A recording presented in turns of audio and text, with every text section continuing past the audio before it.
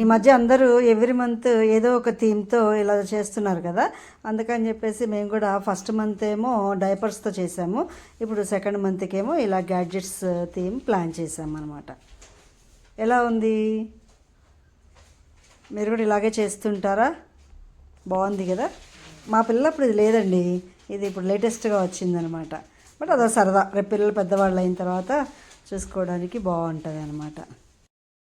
Full dress వేసే కన్నా ఇలాగా షార్ట్ రాంపర్ అయితే కొంచెం బాగుంటుంది, మంచిగా కనిపిస్తాడు అని చెప్పి అనిపించిందండి. అందుకని ఇలా వేసామన్నమాట.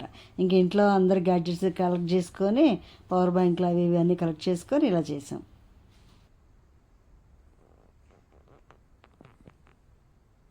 వీడు మేలుకొని ఉంటే మా వల్ల కాదని చెప్పేసి ఈ విధంగా అసలు నిద్రపోయిన తర్వాతే ప్లాన్ చేసుకున్నామండి.